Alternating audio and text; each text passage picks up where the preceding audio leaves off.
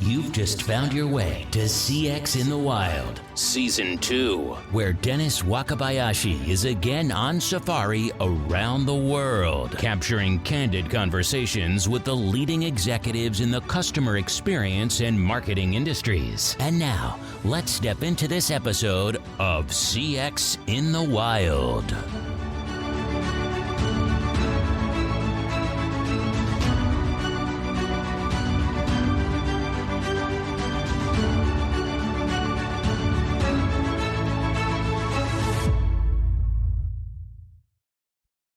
That's just how it goes sometimes that's the nature of being in the wild. So here we are, CX in the Wild. Tell me who you are and what you do. All right. Well, my name's Kelly. I am the Vice President of Operations for Reliant Teleservices. We are a BPO company, all American agents, US-based, Western Pennsylvania.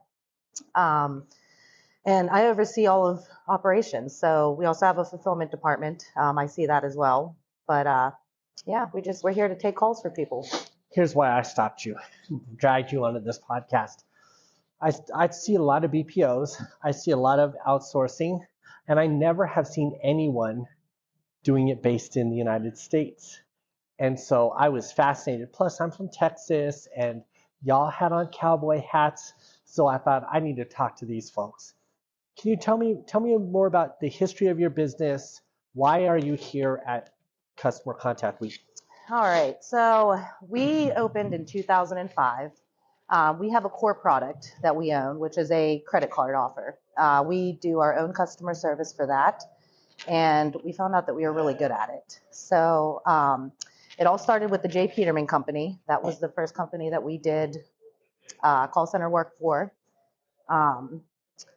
We did them for about 2 years, and about a year in, we decided that this was something we needed to get out and market ourselves for, and the rest is history. Wow. How big are you now? We're a mid-sized call center. We have about 200 seats, but we do hybrid, so we could expand beyond that if we needed to. And what is your offering to the marketplace exactly? If I'm a person listening and I want to do business with you, what am I looking for? You're going to care about your customers and want them to speak to an American who can empathize with them, who has passion. Really, that's the client that we're looking for. It's going to be somebody who doesn't want their customer calling and getting someone overseas who doesn't understand, what their problem is, or I don't want to say that they don't care, but they can't care like we do. I think, I'm interested about this from the cultural dynamic, because I'm a firm believer that the economy is global. I just was talking to another gentleman about quiet quitting. I hear about quiet quitting in the US, and it hits me because there are people all over the world who want jobs. And so it's sort of a strange dynamic in the US where we're like talking about actively not having a work ethic. And so I think that drives a lot of why people go out of market, because people in other markets want to work. But I think you bring in this element of cultural relevancy. I think there's an argument to be made for cultural diversity, but I think you're talking about cultural relevancy, the importance of having someone in your own backyard who knows so much more just intuitively about what the consumer is faced with. And I think there is an importance of relativity between, if I'm a customer and I have a problem, I might want to talk to somebody else who's also a customer who has that problem. Is that sort of what you're doing there? That's exactly right. Yes, absolutely. So we understand, and we go through the same thing that our clients' customers go through. So therefore, we can better assist them. Right. What kind of success do you have with that? That's like what I'm looking for there is, just if my audience is listening, they're going to say, well, I could go out of market where I already know there's a high desire for work. There is a cost benefit. There is economies of scale.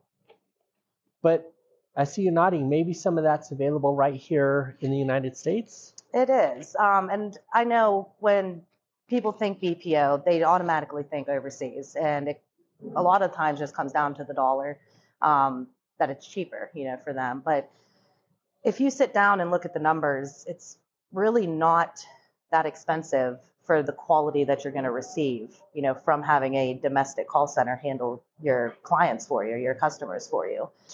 Do you think there's a quality difference? 1,000%. Tell me, unpack that. I want to hear about that. Why, besides an accent or let's say fluency in language? I mean, okay, I think where I'll agree with you is I think if you're doing customer care for cheeseburgers, people in the United States know more about cheeseburgers. But tell me about that quality thing you're talking about. As you said, it's the accent, but if it's a product that is serving people in America, people handling those customers in America, my agents, they're using those same products. Okay, so there's a benefit to using the products. I see that. I agree with that. Yes. But I think a lot of the times, and I don't want to say, again, call centers in India or the Philippines don't have the passion or the empathy, that we do. Yeah. But I hear it. I can hear American agents versus, the foreign agents. Their tone is just more empathetic. They can sympathize. They're passionate about their customer service and or sales. They're just stronger sales agents. And when you're trying to sell a product, if we're looking at the sales side of things, but isn't that just training? Some of it is training, yes, but I think the personality. And again, I don't want to put a negative spin on. Let me help you with language, because you're representing a company. I'm representing myself, so I can be a little bit more dodgy with how we explore this. But I think first of all, let me just say thank you, because it is a sensitive topic, and it is something we want to explore responsibly and inclusively. So I see you doing that with me. So that's why I'm jumping in to use some of the words. Here's what I think I heard so far is there is a relevancy of people in the market who use the in-market products, providing customer care and resolution. There is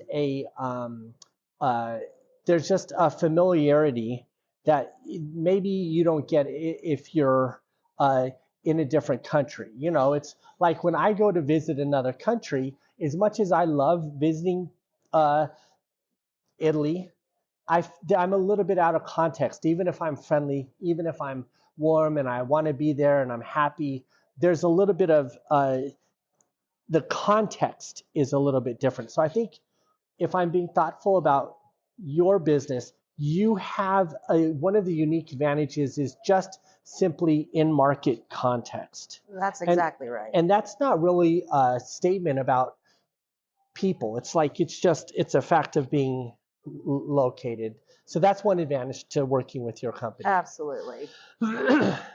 Tell me about and I think the other thing I was thinking of when you said that is, one thing I notice is in other markets, they're hungry to get the jobs. I just had another podcast where we were talking about in Colombia, they were facing this stereotype of all these things, the entertainment, movies, all that. But really, they're as a culture, like, we don't want to live in those stereotypes. If you work with us, we're going to give you world-class service and show you what the people are really about. Then that was his business. I just got back from Africa, where a lot of people are sending work to Africa. Africa has this Ubuntu idea. It's a sense of warmness and empathy between people. They're translating that warmth into a business asset. So there's a cultural desire to work, and they have this warmth that they're exporting outwardly. And I think getting to your business, I suddenly am curious. I bet you there are a lot of customer care agents who are also like, hey, we want to work. we want to do this job. They're exporting all of these jobs outside, and we're raising our hand to say we do great resolution as well. So that's an interesting reverse dynamic I'm sort of witnessing. Am I accurate there at all? You're absolutely accurate. Yes. Yes. So where we're located in Western Pennsylvania, customer service is big. That's a big employer.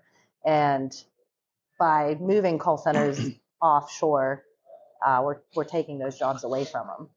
So having a outsourcing center that is domestic is giving an opportunity for the people, in our communities that want to do that, an opportunity to do that. Tell me about the price issue. How do you tackle that conversation? You said it's not as much as, but I think on quality. But yeah, go ahead. I was talking to a gentleman yesterday, and when I told him what our prices were, he was shocked. It was much, much cheaper than he had expected. And I know that there, I believe, is one or two other onshore domestic outsourcing centers, and they charge a lot more than we do. We aren't looking to make a fortune. We're here to help companies that want the English agents, the American-based agents. How we tackle it, is it a lot more expensive? We don't beat around the bush. We're very straightforward with them. We understand they can go somewhere else and that they can get it cheaper, and that makes sense. Sometimes for companies, what we are looking for are the ones that have the customer base where having the English, the domestic agents, the in-market. Yes, you need the in-market that's what agents. we're looking for. Is it much more? Yes. I'm not going to sit here and say that it's not. We do $24 an hour for a dedicated agent. But if a company were to sit down and run their own call center here, in the U.S., after you pay your agent and you look at your taxes and then you have to have your own management crew for them, they're saving money at the end of the day. I'm just going to say this. As I listen to you, I'm not convinced it's entirely that much cheaper, to your point, to go into these other markets. I think that it's just the narrative. There's the people who are leveraging these other markets. They certainly, the labor is cheaper, but that labor isn't staying cheap, and it. I would say if I peeled back the curtains, a lot of the people or businesses I know that are outsourcing, they're not entirely trying to get the cheapest labor. They're not trying to, if anything, the majority of leaders I see going into other markets are trying to empower a group of people who are not necessarily in the best economic status, and they're using this as a way to invigorate an economy or invigorate a group. And so that whole process costs money, and they're elevating that group, and it's a different cause. But at the same time, you're doing the same thing. You're just providing jobs to people who'd like to work, and you're doing it a little closer to home. And I would venture to guess to say the cost gap as we become global, I don't think that divide is going to continue to stay wide. I think it's closing every day. I see that in every skilled labor, every job that's outsourced. I see all of those costs going up. I remember when you could work in the Philippines for just a few dollars an hour, and now we're in the double digits already. And so, that when we think of global economy, it includes domestic. Yes. I'm saying a lot for you, but I'm trying to be sensitive. I don't want you to say anything that might be triggering for people, and I'm just externally processing. Please tell me if I'm saying things wrong or. Oh, no, you're absolutely fine, and you're right. You're 100% right. What are the things that I've said you agree with? Just.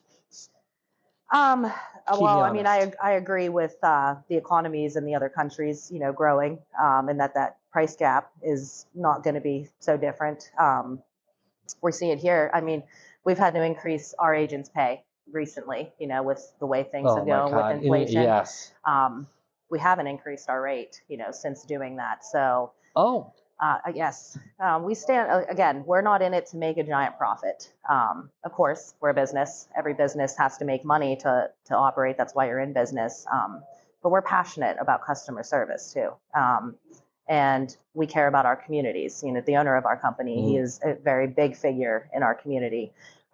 So we want to be there as a place of employment for, That's not for, that's not dissimilar to a reason why a lot of people build these businesses in communities. And tell me about around the world. So I'm glad to see it happening. Thank you for talking to me. Can you tell me, you're in operations. yes, You've seen probably a lot yes. in terms of how the operations of a business like this run, how you find the right agents, how you create the right culture, the right training. I know everybody does this, but you're doing it in the United States, and the American worker is different than the rest of the world. Can you talk to me about what it's like to cultivate in this quiet quitting world? So I think something that we found, one of the most important things is keeping your employees engaged. Letting them have a voice and not just being a number. So every employee that we have, I personally have a relationship with. I know about them. We know about their families, and we care about them. And I think that is a number one thing, is just letting them know that they're valued and that they're not replaceable. Because I think a lot of people, when they go to work, they just feel like, if I left tomorrow, they would just fill my seat. And that's not the case with us. It isn't. No, we care about each and every one of them a lot. How do you guys, everybody says that, but I get the sense you kind of do it, because just from your energy and the way you're processing these questions. But for real, everybody says that. Right. How do we know it's happening at Reliant?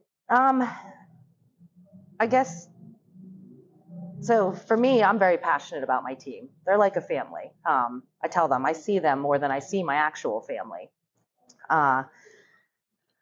I know when their kids are sick. I'll reach out to them. When they have to miss work. We don't penalize them if they have to miss work for family affairs or things like that, where a lot of people roll their eyes. Oh, Janie's calling off work again. No, instead, we'll call and see how your child's doing, because I actually care. I have kids myself. I know how it goes. And is everybody remote, or everybody's? We do hybrid. Okay. So we found everybody loved remote in the beginning, and then everyone got real sick of being remote after about a year. So we have both of our offices open, and we let employees come in and work in the office. But if they need to work from home, they work from home. We have 2 machine setups for them so that they have the luxury of doing, what it is that fits what they need. And they can call us in the morning. If they want to work, but their kid is sick, they work from home that day because their kid can't go to school. Do you have on-site parties, or tell me about these things that bring the culture together? You care about them if they're sick, they need emergency, but what else is the glue that happens? So we do, you do your typical, potlucks and things like that, which those have actually kind of died down since COVID. Yeah. But during the days, we have a skee ball machine in our call center. So we play skee ball, we play giant Jenga, we do trivia games, things like that. We reward them, with cash commissions by playing these games, just to kind of keep them, just to give them a break. Get off the phone for a minute, get up, move around. More in the workplace than just work. Exactly. It's fun. I have a 6-year-old, and when she comes in, I can't get her to leave. And I try to explain to her that not every office is like this, but both of my children, they come in there and they see it, and it's a fun atmosphere. And I think that that's important too, because work can get mundane. It's the same thing over and over every day, but you have to do it. You have to go to work to survive. So keeping that type of atmosphere is important. Is everybody who works for you local to Pennsylvania, or? Yes. Yep. So you're employing predominantly people within your community. So that's a little bit different. Yes. Yep. What if I'm in Colorado and I want to work for you? So we want to hire people that can make it into office. So we won't do 100% remote, because we feel that the presence of the agent and the management team getting to know each other is important. And I know that a lot of companies allow the 100% remote, but it doesn't fit our culture and our company.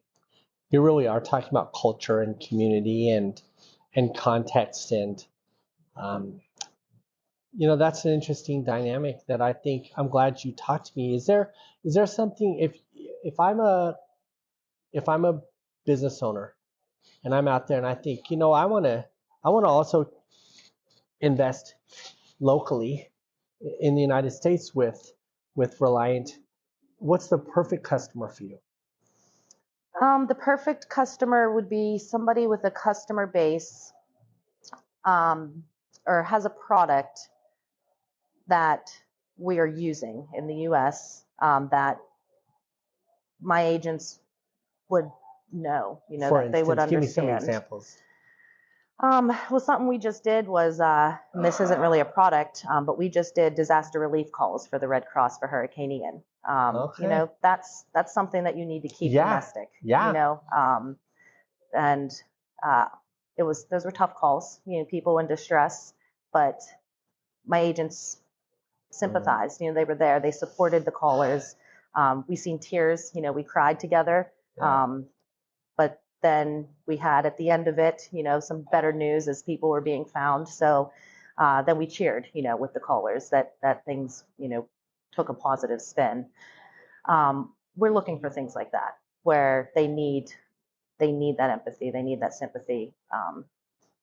Yeah, I see what you're saying now. It is, when we were first talking about it, I thought it was just simply as much as being in the same market with the same products, but that's really important what you're saying. Those things that I can say this, and I don't mean this in an improper way, but things that are truly American, and having Americans, not that why does that have to be a bad thing? Let's make it normalized that it just simply is, it's American specific situations where Americans can be there is a great fit. And I agree. And we agree that outsourcing overseas makes sense, and it makes sense a lot of the times, but there's just certain things that don't belong outsourced. I don't know why overseas. I don't know why.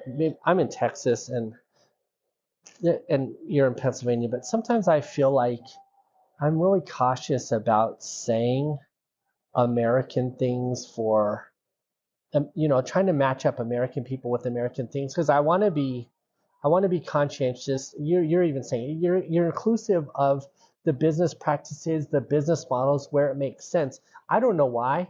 I'm nervous for me even to say American agents for American companies is like an advantage, but I'm a little nervous to say it. And I'm so nervous I don't want you to have to say it, because it's scary. Like somebody's going to cancel us for just saying that, but it's not meant to be. It's not meant to be a criticism. I think I would say, I grew up in Denver, Colorado. If I was answering the phone for the Denver Broncos, I probably want a Denver Broncos fan. Just saying. It's like not that Dallas doesn't have fans that are equally valuable. It's just sometimes that fit. And I wonder how we can, I hope me talking about it helps to normalize this idea that it's okay. It's okay if you're in London. It's okay not to outsource your call center agents to the United States. You might want. Absolutely. Anyway, I'm saying all this because I know you're in a tough place. Is it, or am I just making that up? No, and you're right. We're not trying to offend anybody, or and we don't think that sending calls overseas is awful, because it absolutely makes sense. A lot of the times it makes sense, but we also think that that's times that it makes sense to keep it in America, and that's why we're here. Yeah, and I think your example is really spot on, and I can see why, from a heartfelt place, that would be so rewarding in terms of the whole dynamic of servicing that tragedy. Absolutely. All right, so how do they get in touch with you again?